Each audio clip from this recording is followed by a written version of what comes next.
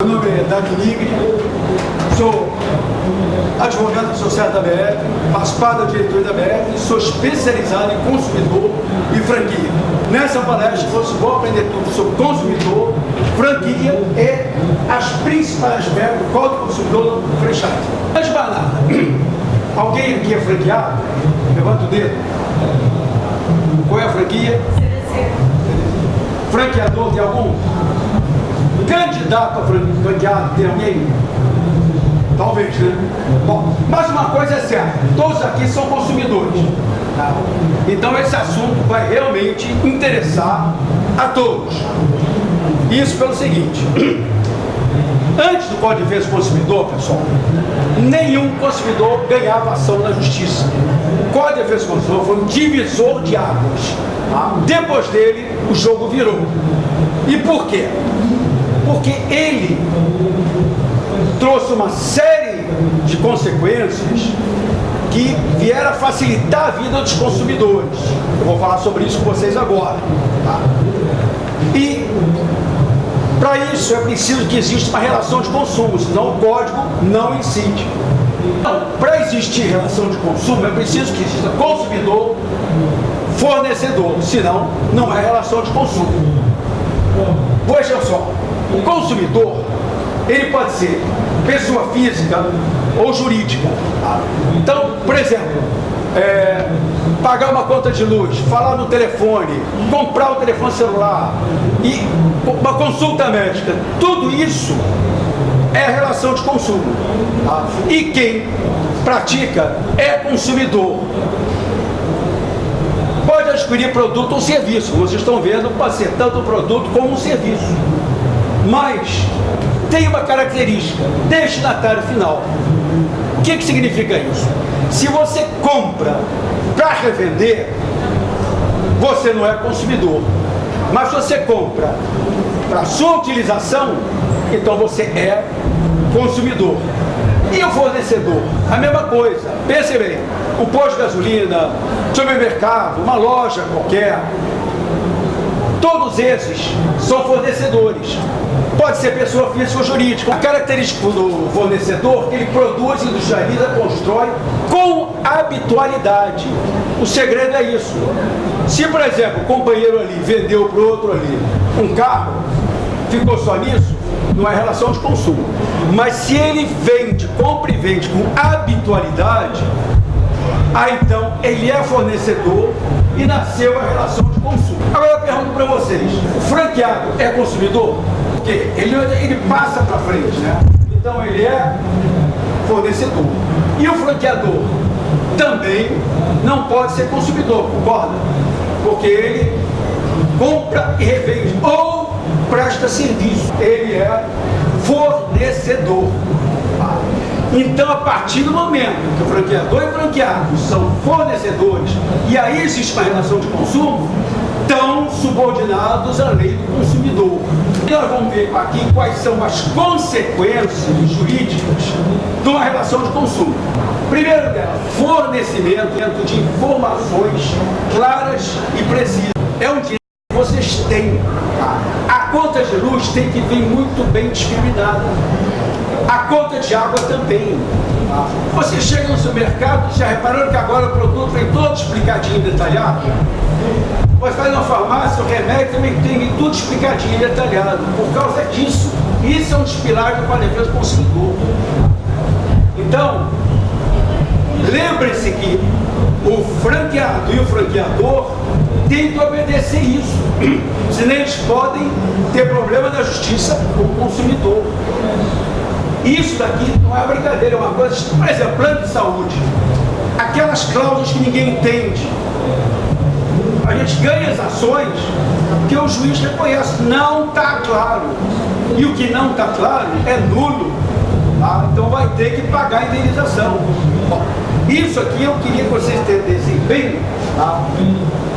Porque esse é a base do Código de Defesa do Consumidor, que vai ter muita influência na franquia. Depois vem uma coisa chamada inversão do ônus da prova.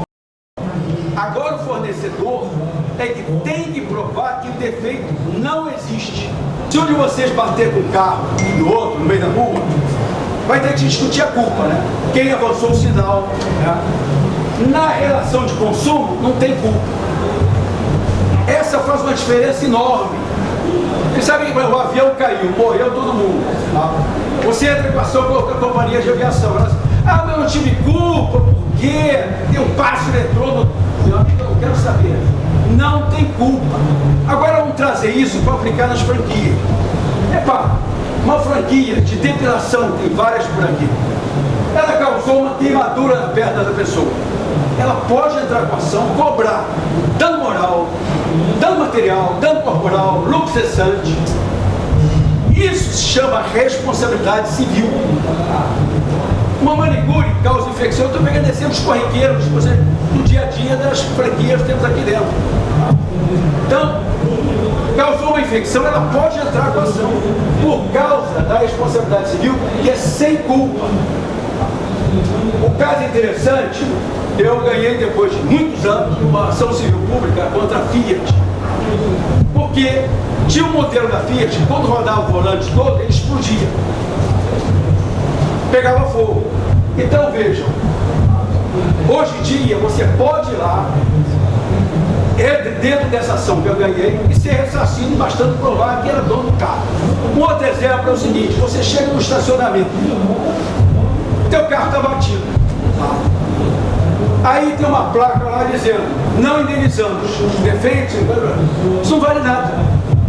Ele tem que responder por isso, o dono do estacionamento, se for um shopping, se for lá o que seja. Vamos supor que o estacionamento tomou cuidado de filmar e fotografar o carro.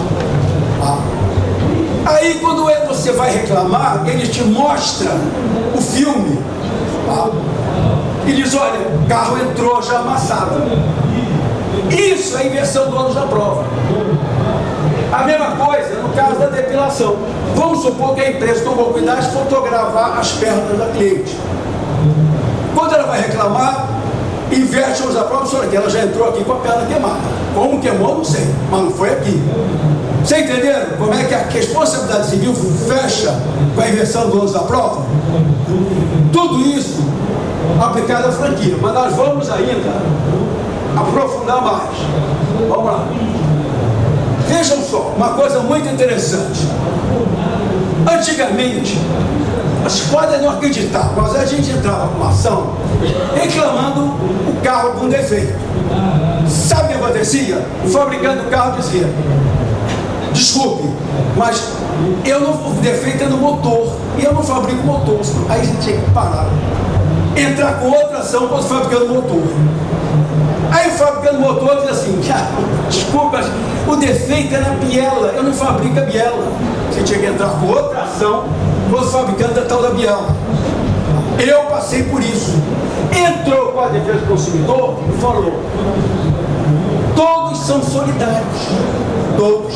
Você pode entrar contra qualquer um, que ele vai ter que responder, e depois ele se vira para cobrar dos outros.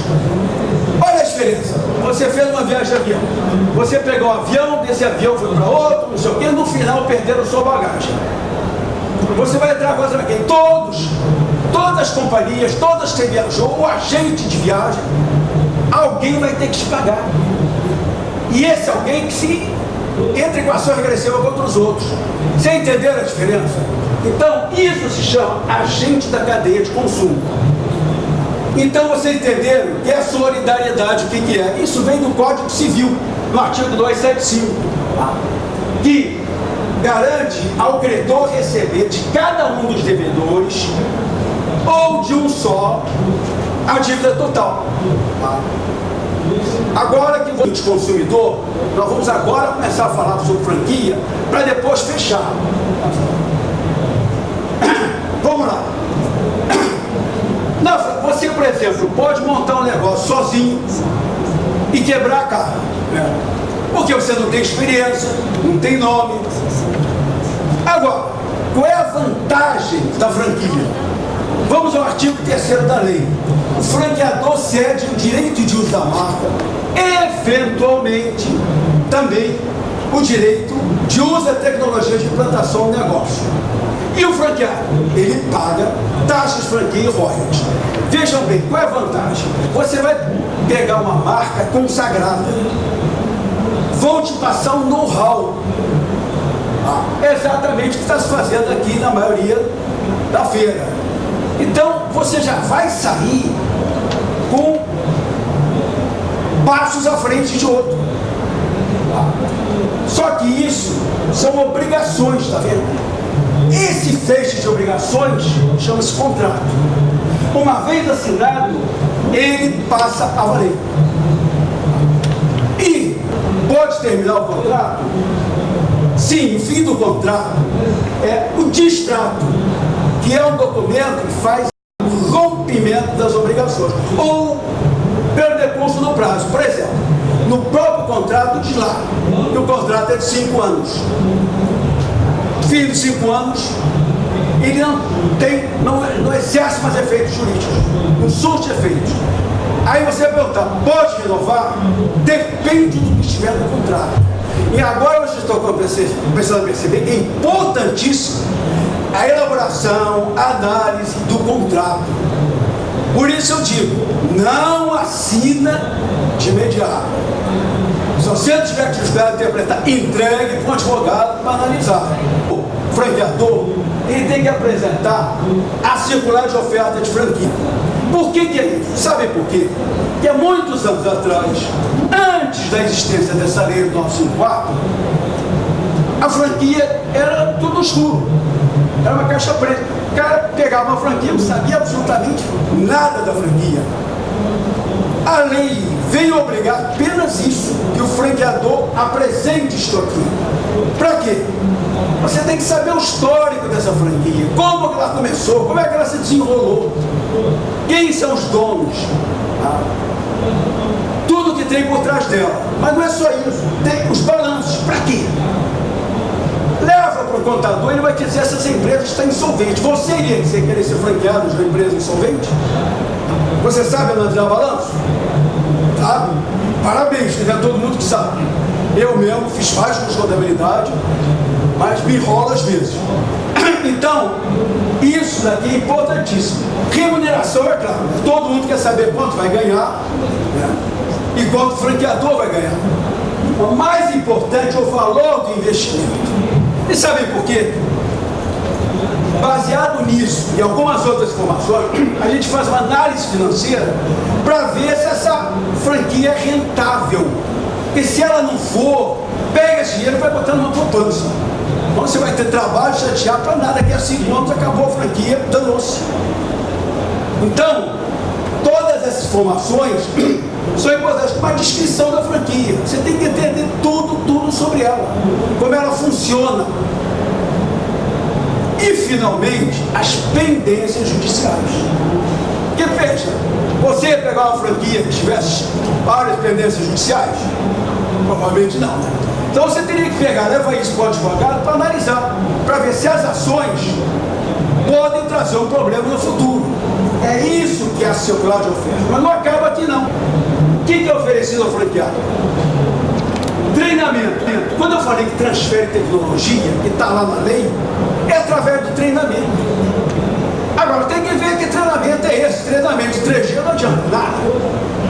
Às vezes tem cada tipo de franquia, às vezes demanda assim, meses de treinamento. O suporte é fundamental. Há pouco tempo eu ganhei uma ação para uma franqueadora. Chegou na sala de audiência, eu pedi para ser minha testemunha a gerente da empresa franqueadora, da minha cliente. Tá. O juiz perguntou, como é que é? Tinha suporte? Ela tinha uma pessoa que vinha uma vez por mês, tá? E ficava lá passeando no shopping, largava a bolsa e ia embora. E aí? Então, ganhei São Paulo. Esse suporte é fundamental. Tem que ter uma pessoa da seguradora que vai lá na tua franquia, na tua loja, examinar, te dar o suporte, dar orientação. Isso é fundamental. E tudo isso é instrumentalizado em manuais. Esses manuais têm que ser muito bem escritos, não é escrever por escrever. Você lendo aquilo, saiba como conduzir a franquia. Bom, agora que vocês entenderam um pouco de consumidor e um pouco de franquia, nós agora vamos mesclar. Primeiro nós vamos falar sobre a situação do franqueado após a expiração do contrato. O que acontece quando acaba o contrato? Esse franqueado, ele pode continuar com a mesma atividade? Depende do contrato. Na maioria das vezes, existe um prazo que, durante o qual ele não pode continuar exercendo aquela franquia. Agora, eu pergunto para vocês, e se ele for dentista ou médico?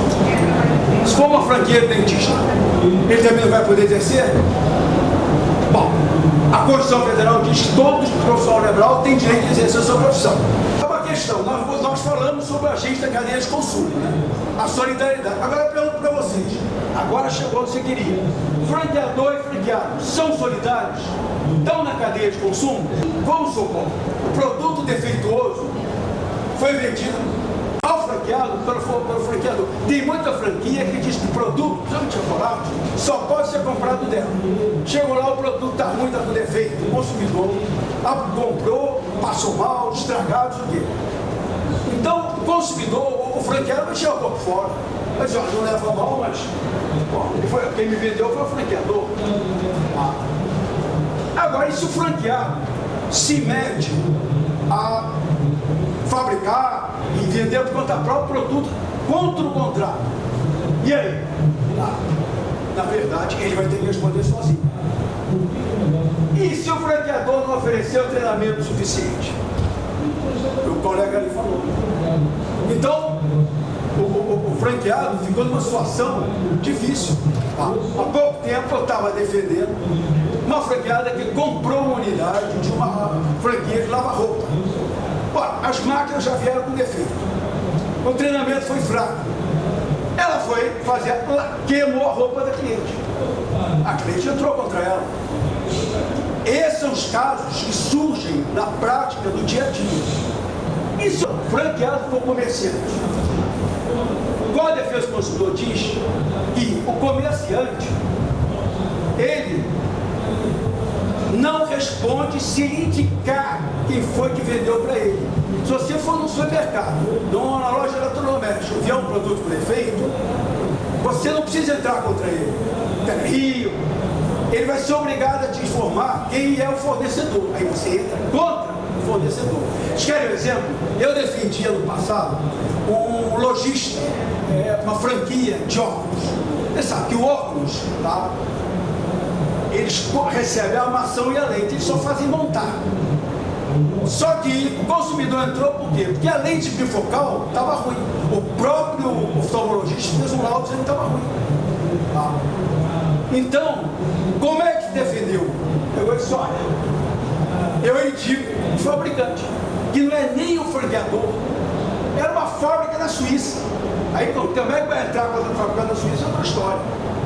Mas aí não cabe mais ação contra a loja, porque ele indicou o fornecedor. Você entendeu? Adiante.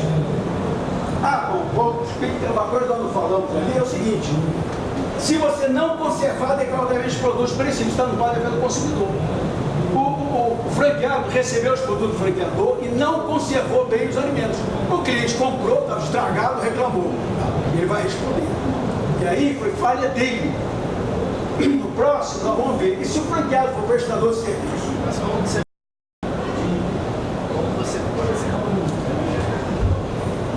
Por exemplo, uma franquia de alimentação. Como que você vai provar se o seu alimento foi conservado bem pelo franqueado? Ou se veio do centro de distribuição do franqueador já com defeito? Bom, veja bem, o que acontece é o seguinte: prova é uma das coisas mais complicadas do direito. Tá? Existem meios. Tá? Por quê? O franqueador, evidentemente, vai se defender. Tá? Por isso é que ele tem que ter um bom advogado que vai orientar. Diz, olha, quando você entregar, faz um teste assim, prova que o produto saiu daqui bom. Tá?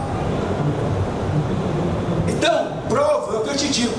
No direito é complicado, mas existem meios, principalmente perícia. Tá? A perícia salva esse tipo de situação, mas a perícia custa caro, tudo isso, mas sai mais barato do que pagar um dano moral, uma indenização. Veja, o cabeleireiro que queima o cabelo da cliente, se ele, franqueado, prestou um mau serviço, por culpa dele, responde sozinho, excluindo a responsabilidade do franqueador. Agora, tudo isso tem que ficar claro nas obrigações do contrato. Ou seja, o contrato estabelece o limite de responsabilidade de cada um. Por isso é que a análise do contrato é fundamental. Eu fico maluco, como é que tem gente que chega aqui, tá? Assina, vai embora e não lê.